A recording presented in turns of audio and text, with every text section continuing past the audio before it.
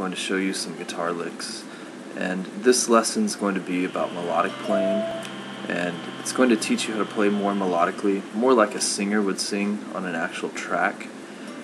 A lot of players get stuck in this pentatonic mode, which is really great for every player depending on how you use it.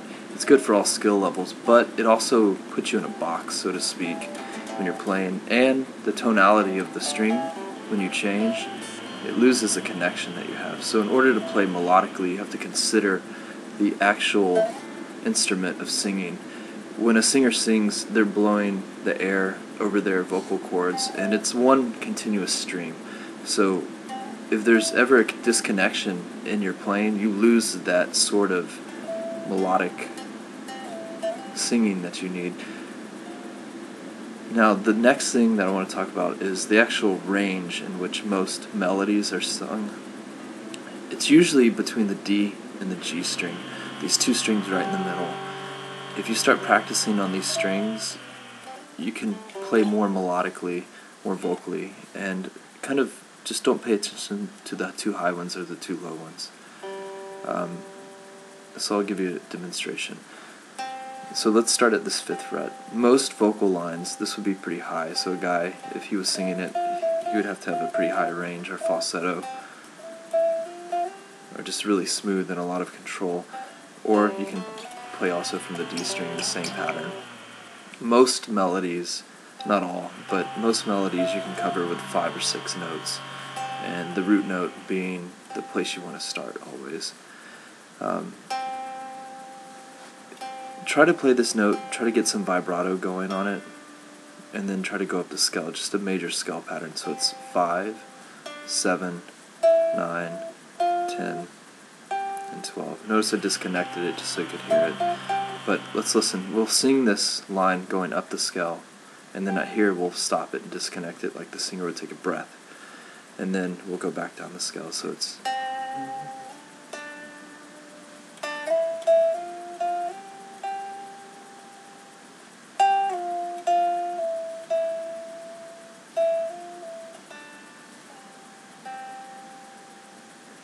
Seems really basic, but when you add the effects, like over the overdrive or the delay or the reverb, it really starts to come out and sing. One good thing about playing, though, is if you don't play with an actual amp, you can hear your true tone, and that'll give you a better reference of how you actually sound, and then add the effects after you've practiced your part and after you can sing with it. So let's take just... I'll retune this down and start the octave at the 7th fret, so you can hear a drone over it.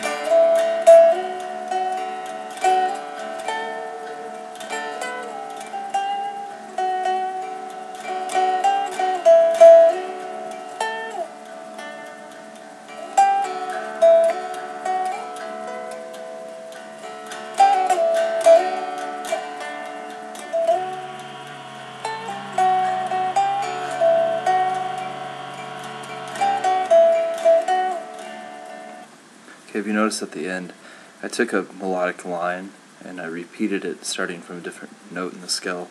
So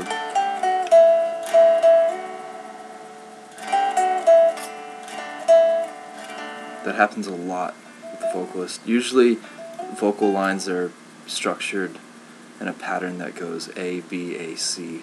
So you can have a melody that starts here. That's the A part, B, and then A, and then C.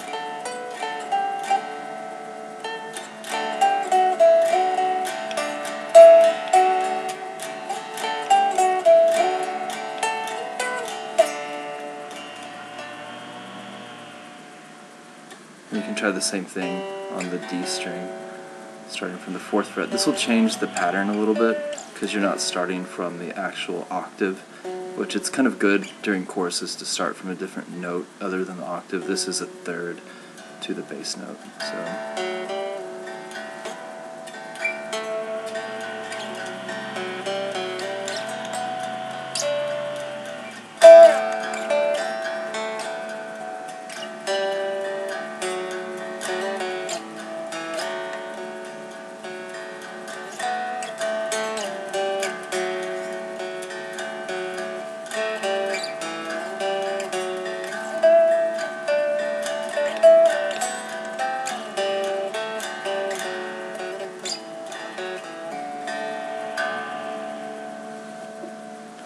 Now that's a good place to start.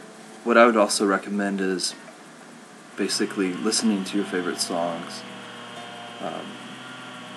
trying to find the root note of what they're singing and trying to copy what they're actually playing. It's okay to use one finger the whole time. That's how you stay connected to the instrument, to make it sound like it's singing. Vibrato is a vocal technique that you want to use. Slurring, you can actually bend.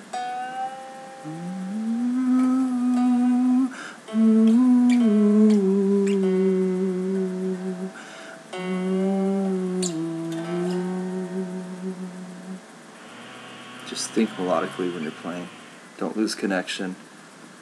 Give it some room at the end of the melody to breathe, and you should be okay. Just use your ear and listen to a lot of music and listen to a lot of melodies. Also, listen to different instruments that are designed to basically carry the melody. Things like trumpets, violins, anything that's a melodic instrument that plays one note at a time. That's the highest melody in what you're actually listening to.